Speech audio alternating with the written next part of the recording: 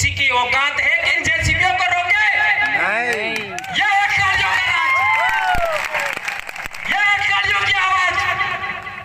भारत देश का मूल मालिक, भारत देश का आदिवासी, किसको इस धरती पर रहना है, किसको नहीं रहना है, वो हम फैसला करेंगे। आप कौन होते हो? इस देश के अंदर ईसाइयों का, मुसलमानों का, हिंदुओं का, सिखों का, दलितों का, ओबीसी का, सबका खून बहा है इस धरती पर, तब जाके भारत देश बना है। अंग्रेजों से पहले ईसाई भी थे, अंग्रेजों के बाद ईसाई बने हैं। तो पहले कौन थे? या तो आदिवासी होंगे, या एससी होंगे, या ओबीसी होंगे। मुसलमानों से पहले इस धरती पर मुसलमान नहीं था। उससे पहले यहां रहने वाले लोग जो आज की तारीख में मुसलमान हैं, वे भी एससी होंगे, ओबीसी होंगे। वे हमारे अपने भाई हैं। 2002 के अंदर गुजरात के अंदर दंगा हुआ। उस दंगे के दौरान कई मुसलमानों को मारा गया और हम आदिवासियों का इस्तेमाल हुआ, हम एससीओ का इस्तेमाल हुआ, हम ओबीसीओ का इस्तेमाल हुआ। इसी बात से हमने प्रेरणा लिया कि आपका भील प्रदेश के अंदर धर्म के नाम पर दंगा नहीं होना चाहिए। और हम लोग 2008 से प्रयास कर रहे हैं और आज तक डूंगरपुर जिले के अंदर दंगा नहीं हुआ। यह हम लोगों का एक बड़ा अचीवमेंट है मेरे भाई। आज के बाद धर्म के नाम पर, राजनीति के नाम पर, संगठन के नाम पर हम लोगों को किसी को थप्पड़ नहीं मारने हैं। ये प्रण लेके जाइए। इस बेड़का की धरती से आप लोगों को आदिवासी परिवार का कसम है और इस काबरे की भी सौगन है, सौगन है आपको। आज के बाद आप लोग जाति के नाम पर, धर्म के नाम पर, संगठन के नाम पर, पार्टी के नाम पर किसी को अंगुली नहीं अड़ाएंगे, किसी को थप्पड़ नहीं मारेंगे, किसी को मुक्का नहीं मारेंगे। खून बहाना तो दूर की बात है। ऐसा मैं क्यों कह रहा हूं? हमारे पूर्वज राजा थे, हमारे पूर्वजों ने शरण दिया। डूंगरपुर का दरबार पाल सुराता के अंदर शरण लिया 1812 में। ये पाल लेम्बरवाड़ा के हमारे गमिती भी बैठे, पाल सुराता धोनी के महंत वो भी हमारे यहां बैठे हुए हैं, उनको भी बोलने का समय देना है।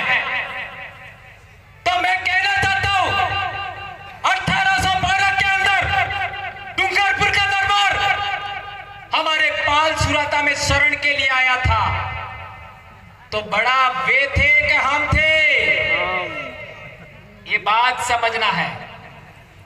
1818 में अंग्रेजों से इन लोगों ने समझौता किया, आदिवासियों ने समझौता नहीं किया। 1825 के अंदर आदिवासियों का पहला आंदोलन हुआ।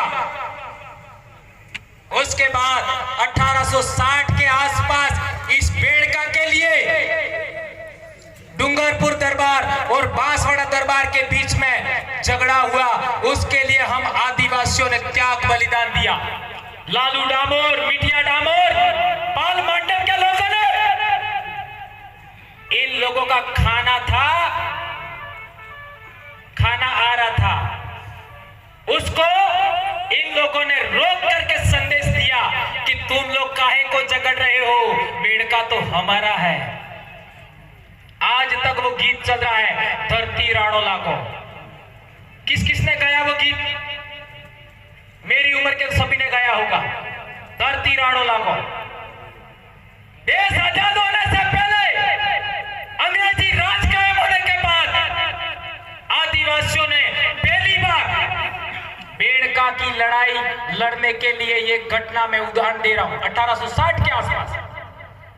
तो क्या पहले समस्या नहीं थी?